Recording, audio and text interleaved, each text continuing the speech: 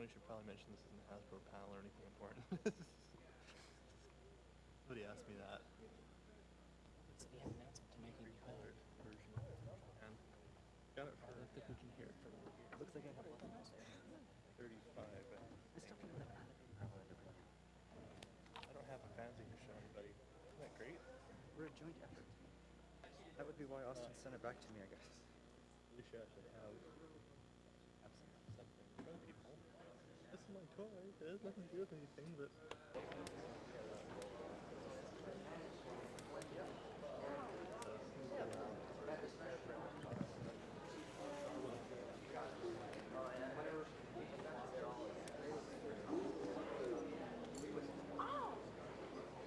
Okay, I think we will start.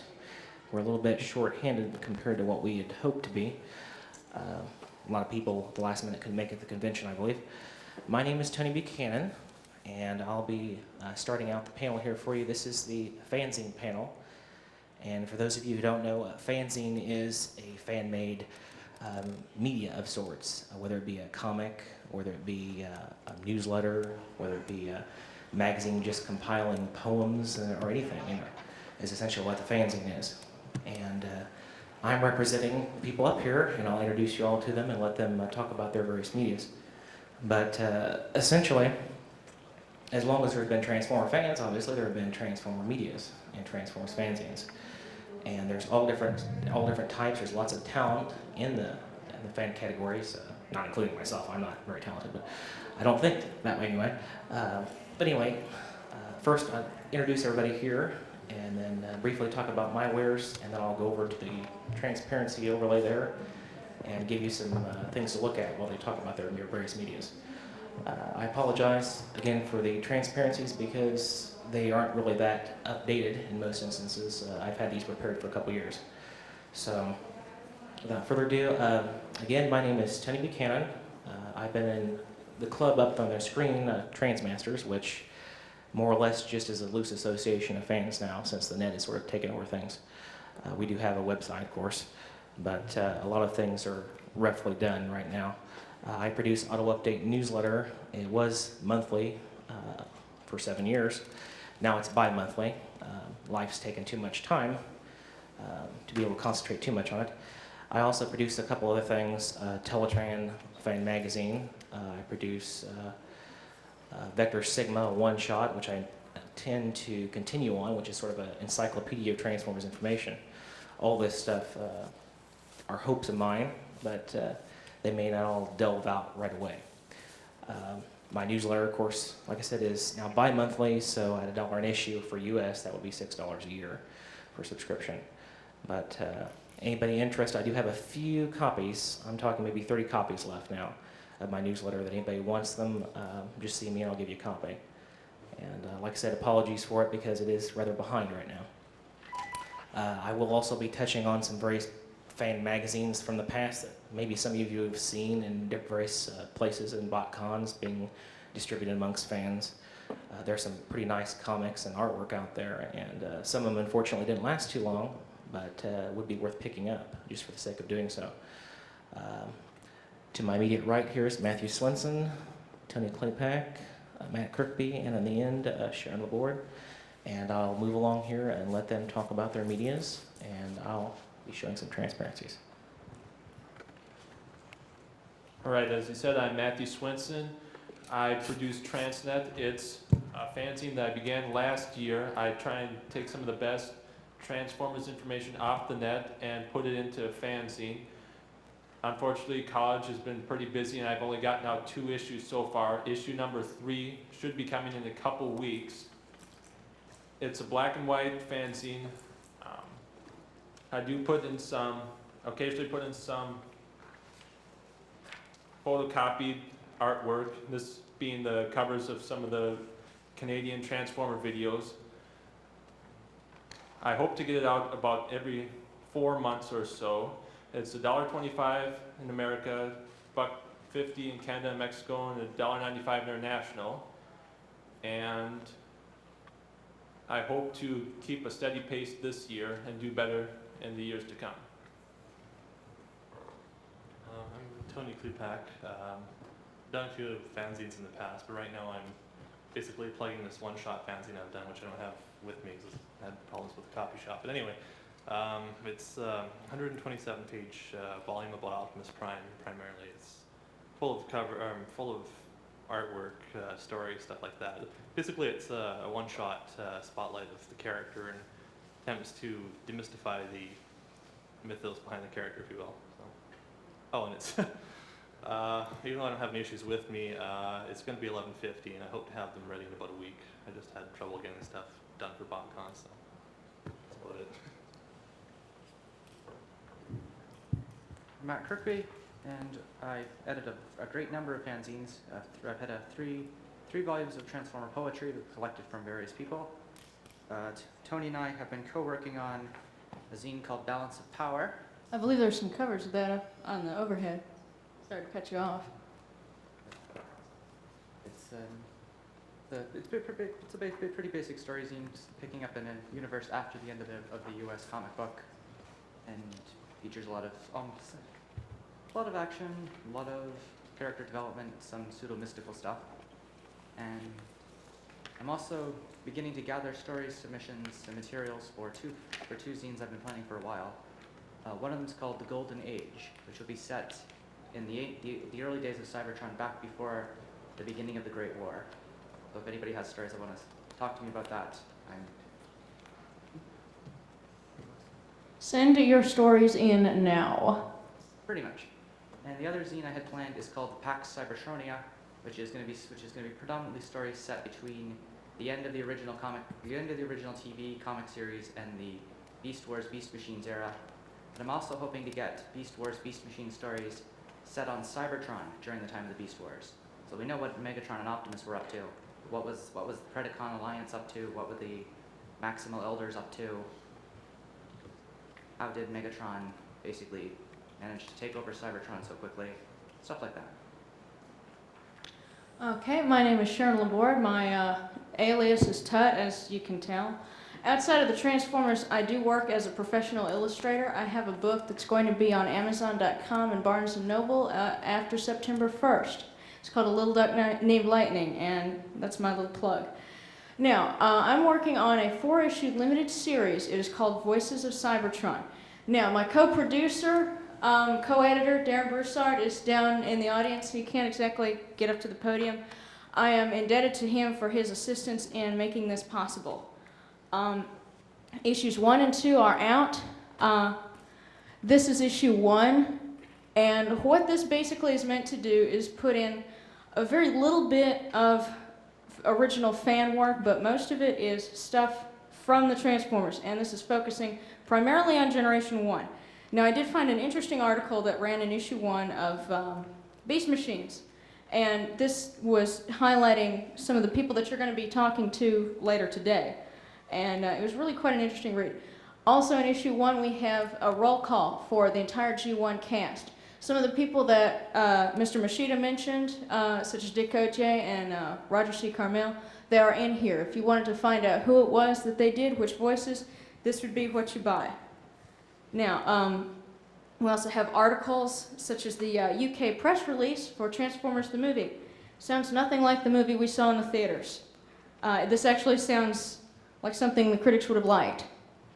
Now, issue 2 has this cover. We have a rundown of all of the videos that were out from Rhino Video as of press date. You can go and find them in Suncoast Motion Picture Company. There's some dealers that have got them, but this has got a copy of the cover and also the synopsis on the back. And we did have to correct a few mistakes because they didn't have hardcore fans writing the stuff on the back.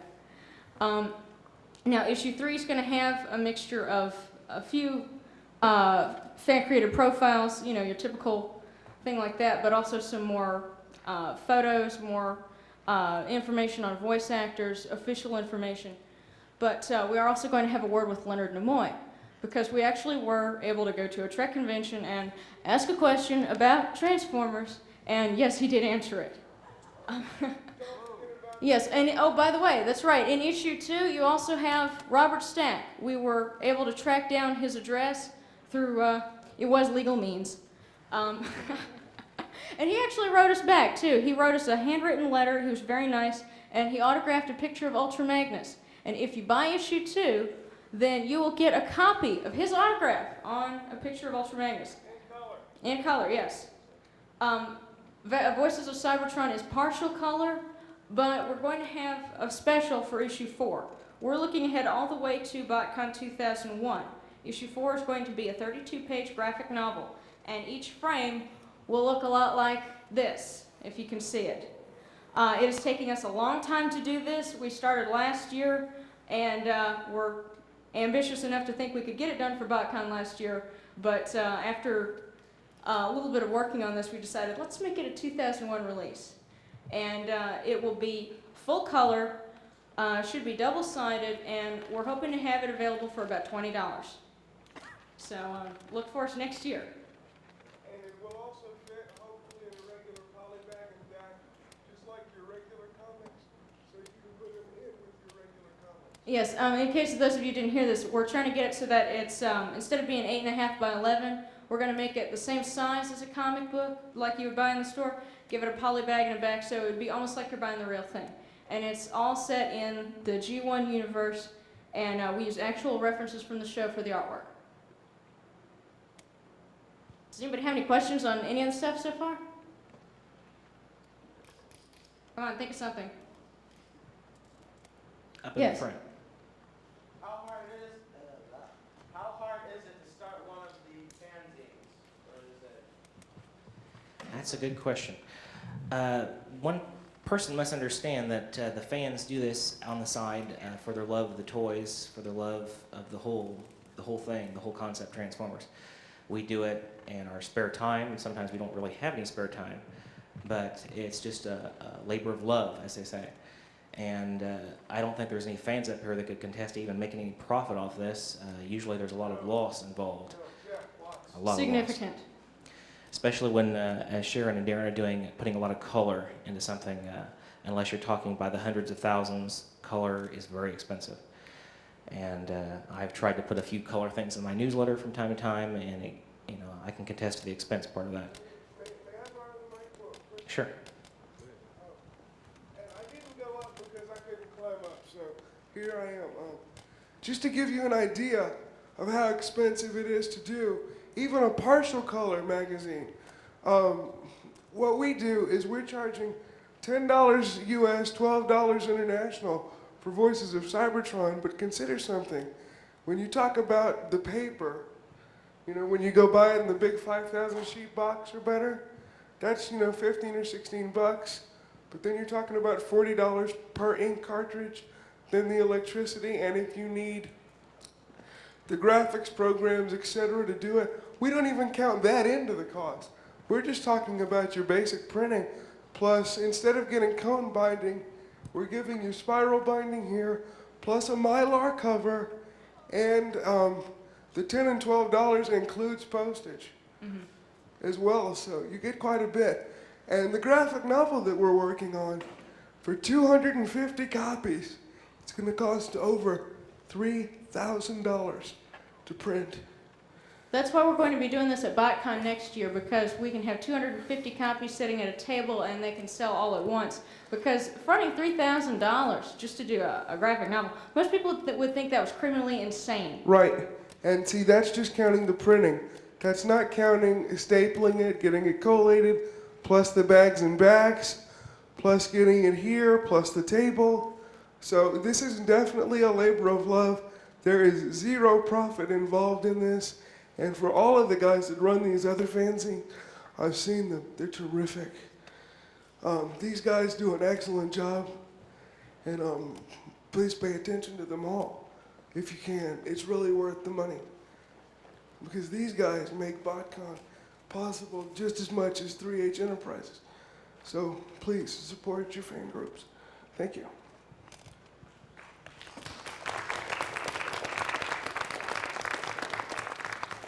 Now, just, is there another question there? Oh, just where's Galvatron? Yeah. Right here. I didn't see you holding up earlier. Yeah. This is one frame from the graphic novel, and gosh, I don't even know how long it took to do him. we printed them out at the same time as Tarantulas, which is in the dealer room, or excuse me, the art room. And Tarantulas is up for auction. We just got him for display. To give you guys an idea, to get that poster printed that you see, Yeah, this was $50 just to get this. it was 50 bucks. Mhm.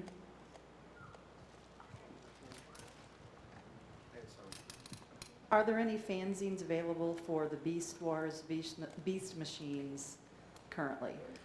Good question. Beast Wars and Beast Machines, there have been a lot of fan magazines popping up here and there on Beast Wars. Now, we haven't seen a whole lot yet on Beast Machines printed media. Now, there's a lot on the internet. You can spend hours on the internet. One of the nice things, it's kind of old-fashioned, but one of the nice things about a media you can actually hold on to is you don't have to surf the net for hours trying to find something or look up a web address to look at your media. You can just pull it out of your cupboard or filing cabinet and just look through it. And there's a lot of information, you know, the pictures a lot of times on computers, depending on what you've got, doesn't show up that well. You don't really see a whole lot from it. There has been a lot of medias, like I said, on Beast Wars. In fact, I've got a transparency here for one in England and one in America that are more or less short-lived. They weren't produced. In fact, I think both of them have pretty much been canceled. But I'll dig for that here while I'm speaking. Is there any other questions we can field real quick here while I'm looking through the transparencies? Yes, I see somebody over here in the front row. What type of areas do you usually use to research things for your fanzines? Like basically other fanzines or internet? Or do you basically just generally try to go to the sources whenever possible? In Sharon's case, she did a lot of research going to people. Of course, again, the internet is a good source for some information if you know where to go. One of the things I do in my newsletter is try to keep up with everybody else's medias, which is hard. I do have a list I try to keep updated, and I'll probably have it on the net fairly soon, where people can just look it up and go through a big long list of addresses, pricing information, who to contact, and what medias came out, what amounts of page numbers are involved in it. A lot of times I will copy a fan media as long as the producer's all right with it for someone else, even though I didn't do it. You know, I'm not making any money off of it, and helping to promote the fine work that they did, the comic, the poetry and verse, or whatever the case is. But Sharon could probably attest better on that personal topic. Oh, well, several of the things in issue 1 are articles that we got out of newspapers. Like this is one out of Newsweek. Okay, this article, by the way, is really funny. It's called War Toys on the March, and it came out in July of 1985. Okay, and basically it's talking about how violent the Transformers are and so many other toy lines, and saying, you know, in the year of Rambo, such talk really isn't surprising. And needless to say, kids love it. We also, as Daryn pointed out and Tony pointed out, we go to a lot of people like show up at a Trek convention and ask a question about Transformers. Also, we went ahead and we talked to Ed Frugier. He is, if you ask Vince, he worked with Vince DiCola to do the soundtrack and the score. He lives in Lake Charles, Louisiana, which is about 4 hours away from us. So we went and we sat in his office and interviewed him for a couple of hours. He is a super nice guy. He spoke very well of Vince DiCola. And he's also doing work of his own. You can find out about his work. It's called Trilogy. And he's got an address, ETA Trilogy at AOL. By the way, we were not paid for that in any way. Right, this was not something that we paid for. You know, they weren't paid by us and we weren't paid by them, obviously. So this is all completely non-profit. But we get a variety of sources both on and off the internet. To talk about I just pretty much just work on basic story zines. So when I'm planning one, I'll have an idea like for the Pax Sabertronia or the Golden Age, and I'll just basically tell all my friends to tell their friends, pass along through word of mouth, or put it down in like Auto Update or a newsletter, and just basically say, I'm doing a zine on this subject. If you have stories, new ones, old ones, reprints, stuff that you think is terrible but you want someone else to read it, you know, send it in. Pretty much, if I get it, I'll print it. If I get just enough things for like a 150-page issue, then that's what it'll be. If I get enough stuff, if I get 200 pages of stuff, I'll divide it and I'll have a 3, maybe 4 issue series. If people keep sending me stuff, I'll keep printing it.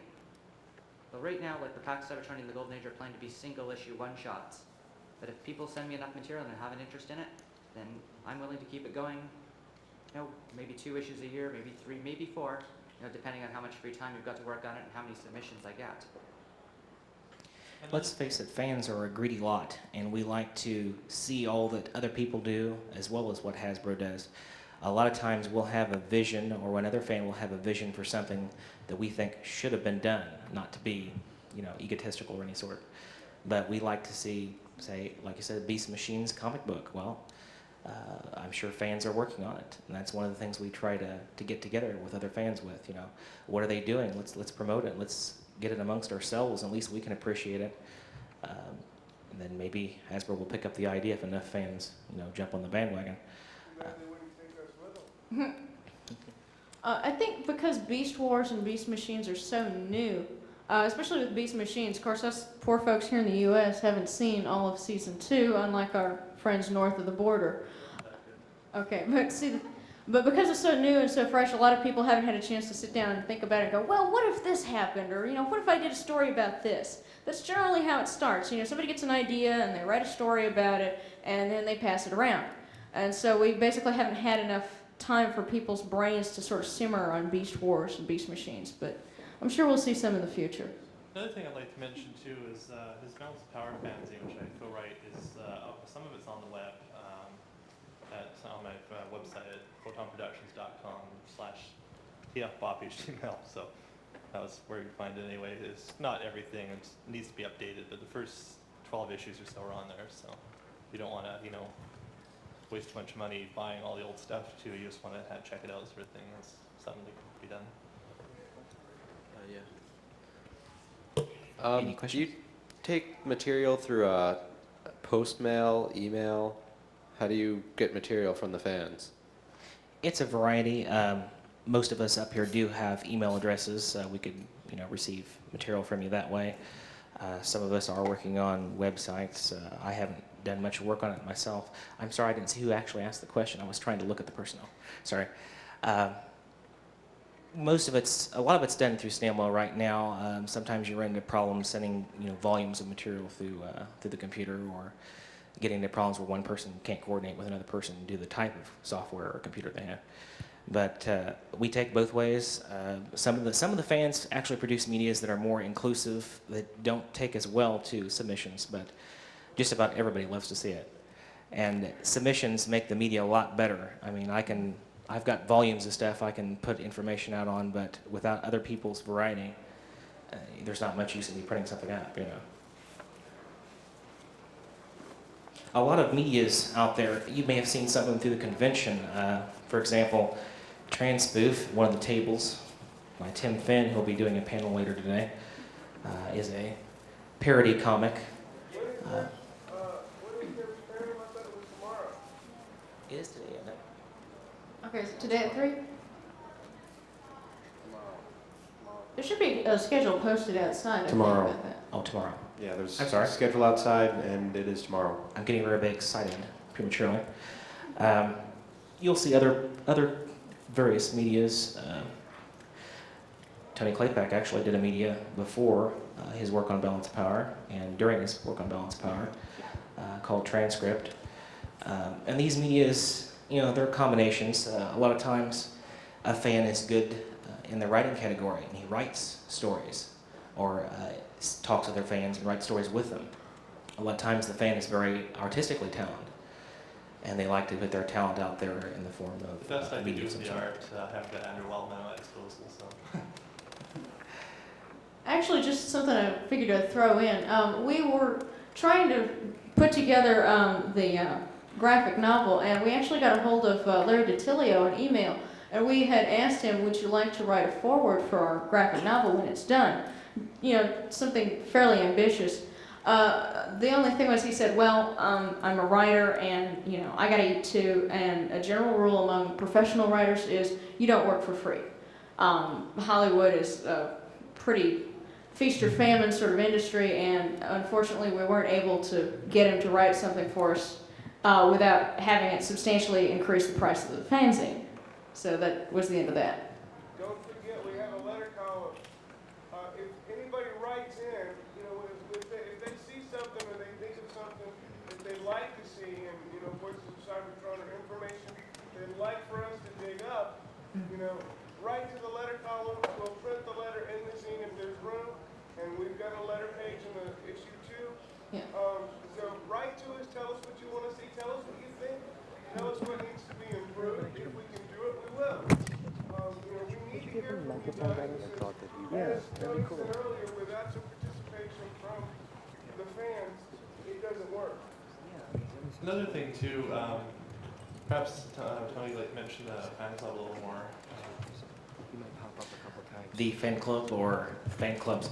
There have been various fan clubs that have existed, and I've been in the club scene since '91. Transmasters was the first one I came across. There was an advertisement printed up for it in the letters page, transmissions column, in the old Transformers comic in the second to the last issue, from Leanne Ellett in Washington, formerly head of the club. And there were several newsletters and medias produced in that. A lot of it fell by the wayside. But Transmasters and all the fan clubs, whether it be Autobot Task Force, whether it be Survivors, whatever group had existed, many of them don't really exist now because people communicate through the net. The ones that want to meet in person now come out to the BotCons. I think we'll see BotCon grow a lot bigger in the coming years. I think all of us hope that. But there's something more personal about the media. You just can't talk to everyone at the convention. You just can't see everybody. Many people just can't make it to the conventions. One of the nice parts about these media is if you didn't go to the convention, or even if you did, you can check out information on it on these various medias. We'll put out photographs we've taken, articles, whatnot, make a copy of the text specs to show to you. Again, non-profit, by the way. None of this stuff should infringe upon Hasbro. But there have been fan clubs out for as long as Transformers has pretty much existed. And I think we'll always see things. Maybe Hasbro doesn't really do anything official yet. We would all love to see it. We'd love to see something to use our robot points for example. Another thing with that fan club, the Transmasters, it's still technically around, but like you said, with the web influence not as strong as it was. But we're always trying to find ways to improve it to kind of reform it for the 21st century. So if anybody is interested more in dealing with that and has suggestions, feel free to pass them on to Tony. We'd love to hear it. Yeah, unfortunately, there tends to be a little bit of separation between the fans that communicate mostly through, or that started talking to each other before they got online or whatever, through the regular mail, versus the groups that, are on the chat lines or on the mushes or on the news groups. And it's sort of like you got your own groups, and something that I'd like to see gradually happen is there be a little more exchange between the different groups, both on and offline. Any questions? The lady in white?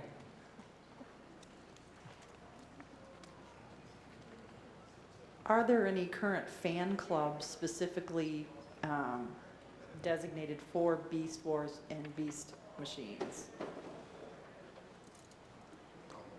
Actually, that's a pretty good question. Yeah, Ben Yee might be the person to talk to about that, because Benson Yee, I think his online name is Wonko the Sane. He's got Hasbro's official sanction. He has the official Beast Wars webpage, and I don't think he's running a fan club per se, because he stays pretty busy. But he might be someone to talk to about that. What was his name? Benson Yee. Benson? Yeah, Ben Yee. His web address is www.bwtf.com.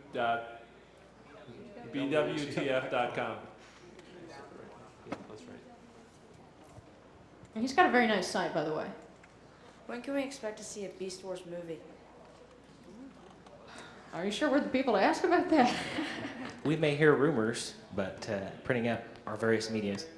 Actually, I'll say this. One thing that I may print in issue 3 is I got a letter from Vinny DeLeva. He was, up until about 1995, the director for the Transformers line, and now he's working in a different division of Hasbro. I asked him about Transformers the movie because this was shortly before Beast Wars came out, and there were some rumors going around about a new movie, and he said this. Okay, he said, Transformers the movie was a financial and commercial failure, and there is no way that they're planning on doing another movie. 1, 2, 2. Okay, somebody's testing a microphone over here. But there's no plans for it as far as we know. They considered the original movie to be too much of a financial risk.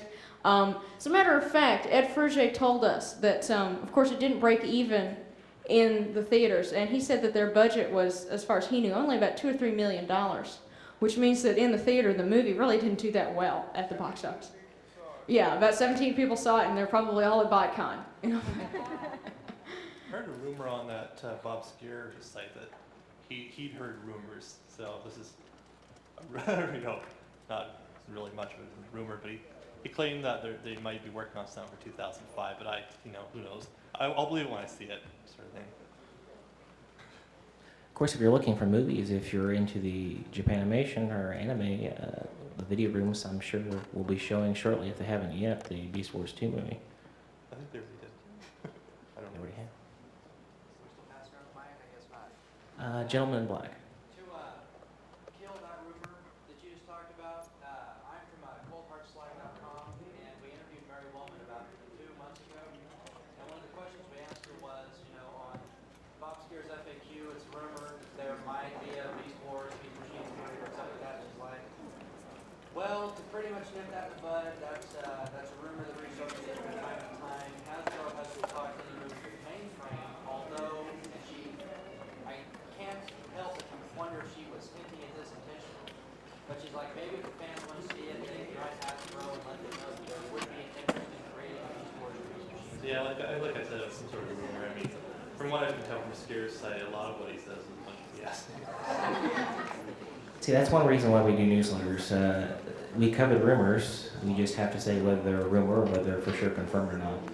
And each editor, tries to do that sort of job. But reporters like you are good to have on the net and in different places. It takes more than one person to make a media in most of these instances, really, to make a good one. Any other questions? Way back in the back with the black hat.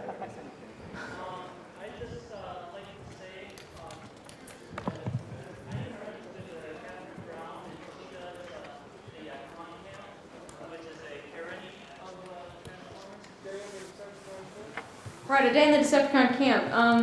Actually, I've got an ad for a couple of magazines on the back of issue 2, and that's one of them. Catherine Brown, we've got her address. She lives in Rochester, Minnesota. She couldn't make it this year. It's really quite funny because it's this black and white. It's a comic book, but it's sort of spoofing everything. Like in one issue, Starscream does become leader, and he's leader for an entire day and has put Megatron to work, with a mop and bucket. It's really pretty funny. But the point is that I'm trying to say is that I do have these. She had me bring some issues here to BotCon. I have nowhere to sell them, though. Of course, I don't have a table or anything. I was just wondering, number one, if there's some place that is selling just the, stuff like that. But I mean, if you do want to get anything like this, it is very funny. I really do like them. I am walking around with them. But also, as for just general, I know someone asked what type of research do people do for the fanzines, and I know in my case I'm doing a Transformers. I'm doing a Fortress Maximus story. Pretty much what I just did was I've read a lot of the comic, and that's the universe I know. So I just decided to put it in there, and then I read everything I could over again, multiple times, just to make sure that I'm not introducing anything that messes with the printed universe. It is definitely a interesting tightrope when you want to add new stories. Yeah, as a matter of fact, I'm sorry to jump in again here, but that's something that we mentioned in Voices of Cybertron. It is very difficult when you're writing stuff of your own to walk that balance between putting your own spin on the Transformers universe and doing something that completely, ruins what we grew up with. Like, for example, saying the Decepticons are heroes. But enough about that. Thank you, yes. So don't forget Raptor's Conquest magazine. Well, anyway, that he raises an interesting point here that some people decide to just completely go on their own tangent, but a lot of people try to stay as close to the original universe, be it either the comic book or the cartoon. I'm just going to jump in and say the balance of power starts off in the U.S. comic book and very rapidly launches off onto a tangent. Yeah, we weren't very familiar with the cartoon, the people that started it, so. We just made it up as we went along. But for like the Golden Age and the Pax I returning, I'll take stuff that may have been in the comic book universes or the cartoon universes. Sort of what I look at it. Every fan has their own version of what the Transformer history and reality is. Your stories are set in your particular reality. Maybe you share it with somebody else. Maybe you just strictly make it up for just yourself, for your own amusement. If you're gonna write it, you should put it out there so everybody can enjoy it. That's one thing about producing one of these fanzines is we're not saying that we're better than anyone else's ideas. We just want to see it be put out. And in my case, or in other people's cases, like Matthew, they're doing a newsletter.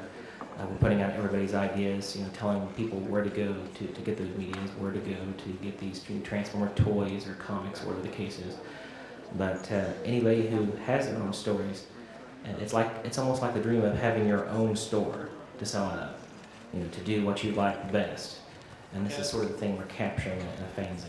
Yeah, that's right. It's just a matter of if you're going to write it, you might as well simply just read it or look at it or whatever. Same thing goes with websites, even, You're going to put the time and effort into it. It's nice to have somebody look at it and see what they think of it. This sucks, love it, whatever, Or what the hell is it, Something like that. Tony, I got a question for you. Considering that Auto Update has such a large contributorship, how many hours a week roughly did you put in to get that organized to send it out? I mean, some people would call it rough, but there's always good stuff in it. I just want to know how you do it because I know you send to a ton of people. Well, surprisingly, usually my issue goes out to no more than approximately 40 people. Now they're all over the place in different countries, just through the fan base. As far away as Israel, I think. Pardon? As far away as Israel, Israel, yeah. Israel, England, Australia, Japan, America, of course. Even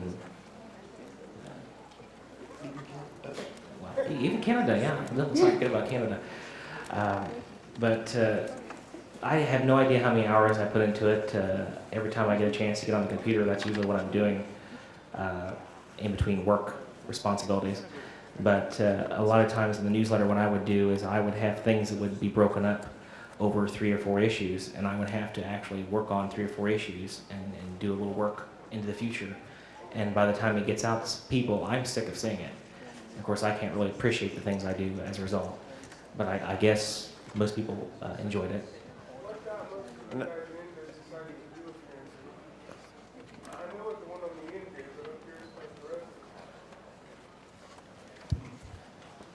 Well, recently I've just been reading Auto Update over the past 3 or 4 years, and I had noticed that every once in a while I talked with Tony Buchanan, and he'd say that he'd heard about some Transformer rumor on the net, and I'd just gotten to college at that point, and I finally got internet access, and I thought, there's a whole lot of Transformers information, news, and rumors on the internet that wasn't getting transferred into print media for those who aren't online.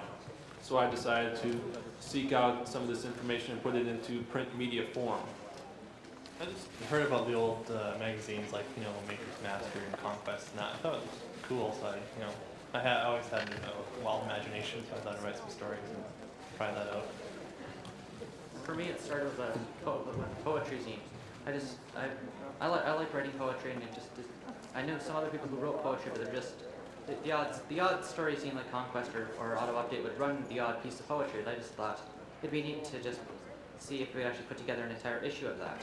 So I put an ad in Auto Update, and about 2 years after my original planned release date, I did release the first issue, which was about 70 pages long.